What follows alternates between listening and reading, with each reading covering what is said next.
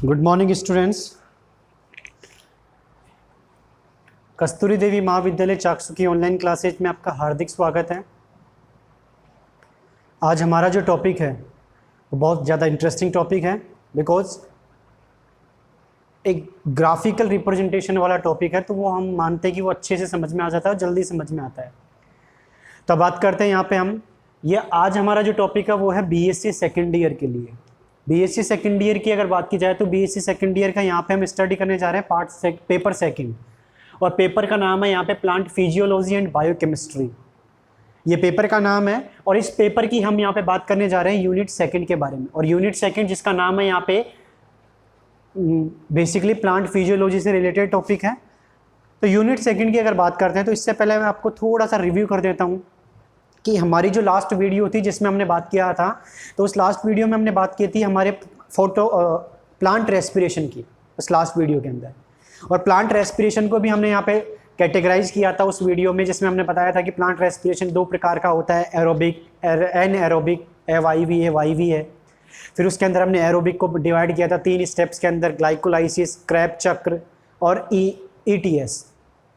तो ये 3 पाथवे थे जिसमें से हमने हमारी लास्ट वीडियो के अंदर ग्लाइकोलाइसिस तक तो स्टडी कर ली थी। और ग्लाइकोलाइसिस की मैं थोड़ा सा आपको एक बार वापस रिव्यू करवा देता हूँ, ग्लाइकोलाइसिस होता क्या है। जैसा कि मैंने आपको बताया था, ग्लाइकोलाइसिस की अगर बात की जाती है तो ग्लाइकोलाइसिस का सीधा सा मतलब है ब्रेक डाउन ऑफ ग्लूकोज, क्योंकि मैंने उस दिन भी बताया था ग्लाइको वर्ड है यहाँ पे ग्लूकोज के लिए, और लाइसिस का सीधा सा मतलब होता है टूटना। तो ग्लूकोज का break down, this is known as glycolysis. Clear बात है यहाँ पे। तो ग्लाइकोलाइसिस में होगा ग्लूकोज का ब्रेक डाउन, और जैसे ही ग्लूकोज ब्रेक डाउन में जाएगा तो वहाँ से हमें एक प्रोडक्ट मिलता है ग्लाइकोलाइसिस में, और उस प्रोडक्ट का नाम है यहाँ पे हमारे पास पाइरुविक एसिड। क्लियर बात है यहाँ पे। दूसरी बात, ग्लूकोज जो होता है वो 6 कार्बन का यौगिक होता है, जबकि हमें जो प्रोडक्ट मिलता है वो मिलता है 3 कार्बन का पाइरुविक एसिड। तो अब आप बताइए कि 6 कार्बन के एक सबस्ट्रेट से 3 कार्बन के अगर प्रोडक्ट मिलेंगे तो कितने मिलेंगे, 1 मिलेगा या 2? बिकॉज हमें कार्बन भी बैलेंस करके चलना है, और कार्बन की बैलेंसिंग की बात की जाती है तो वहाँ पे अगर 6 कार्बन है तो यहाँ पे कितने होने चाहिए, 6। इसका मतलब कितने मॉलिक्यूल मिलेंगे हमें यहाँ पे, 2 मॉलिक्यूल।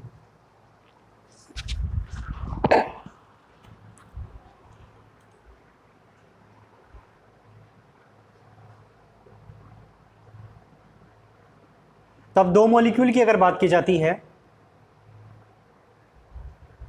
तो यहाँ पे मैंने क्या कहा कि ग्लाइकोलाइसिस में हमें क्या मिलेगा, 2 मॉलिक्यूल पाइरुविक एसिड मिलेंगे। तो यहाँ पे अब हम जो हमारा सेकंड स्टेप था ग्लाइकोलाइसिस के बाद में, और वो है हमारा क्या, क्रेब्स चक्र या क्रेब्स साइकिल। तो उस क्रेब्स साइकिल के बारे में हम यहाँ पे बात करने जा रहे हैं। आपको पता होगा तो क्रेब्स साइकिल को हमने यहाँ पे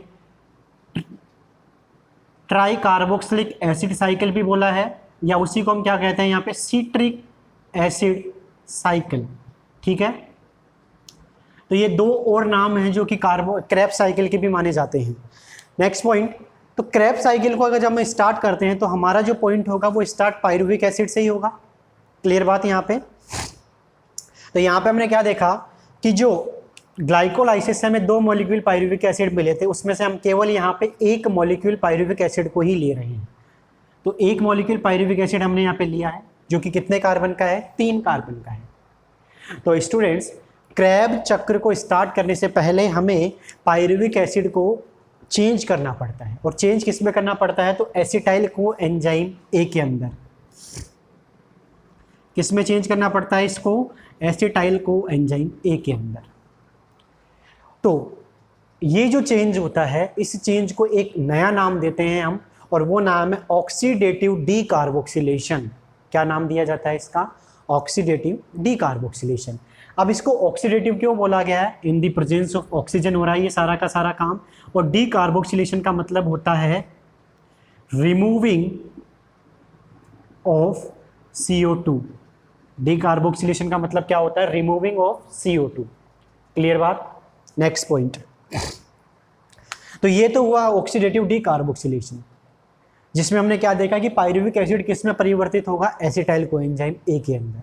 लेकिन ये जो रिएक्शन है, ये रिएक्शन क्या कर रही है, ये रिएक्शन ग्लाइकोलाइसिस को और क्रैब चक्र को आपस में लिंक कर रही है, इसीलिए इसका एक और नाम दिया जाता है और वो नाम है लिंक रिएक्शन। इसलिए इस रिएक्शन को किसके नाम से जाना जाता है? लिंक रिएक्शन के नाम से। क्लियर बात है यहाँ पे? तो this is the link reaction. अब देखते हैं होता क्या है यहाँ पे। तो ये जो पायरुविक एसिड 3 कार्बन का मॉलिक्यूल होता है, ये 2 कार्बन के मॉलिक्यूल में परिवर्तित हो जाता है, जिसका नाम होता है यहाँ पे एसिटाइल कोएंजाइम ए, जिसकी फलस्वरूप यहाँ पे एक CO2 रिलीज होती है, मतलब बाहर निकल जाती है। और इस प्रोसेस को हम बोलते हैं डीकार्बोक्सिलेशन, जो कि मैंने बता दिया। ये जो प्रोसेस होती है वो किसकी उपस्थिति में होती है? तो ये किसकी उपस्थिति में होती है? इसका नाम है यहाँ पे पायरुवेट डीहाइड्रोजिनेज एंजाइम।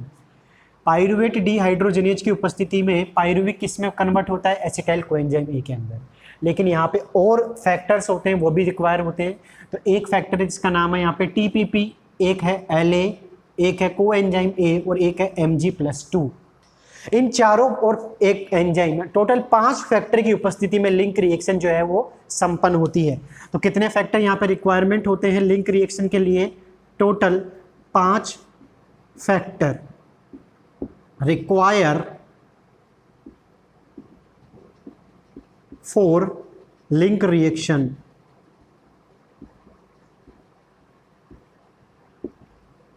ठीक है। अब TPP की फुल फॉर्म की बात की जाती है तो इसकी फुल फॉर्म है थाइमीन पायरोफॉस्फेट, LA की फुल फॉर्म है लिपोइक एसिड और कोएंजाइम ए की फुल फॉर्म CO की फुल फॉर्म कोएंजाइम ए और Mg+2 तो आयन है, सबको पता है।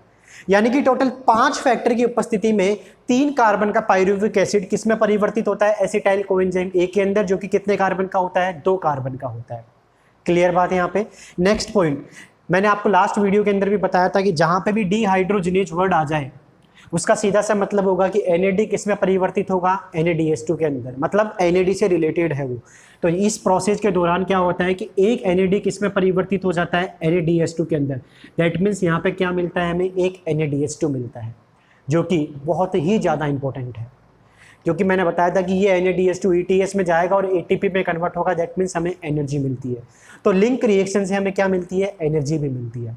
अब ये एसिटाइल को एंजाइम ए किस में एंटर करेगा?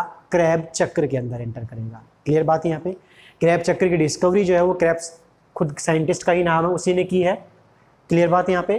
तो आप एक बार इसको नोट करिए।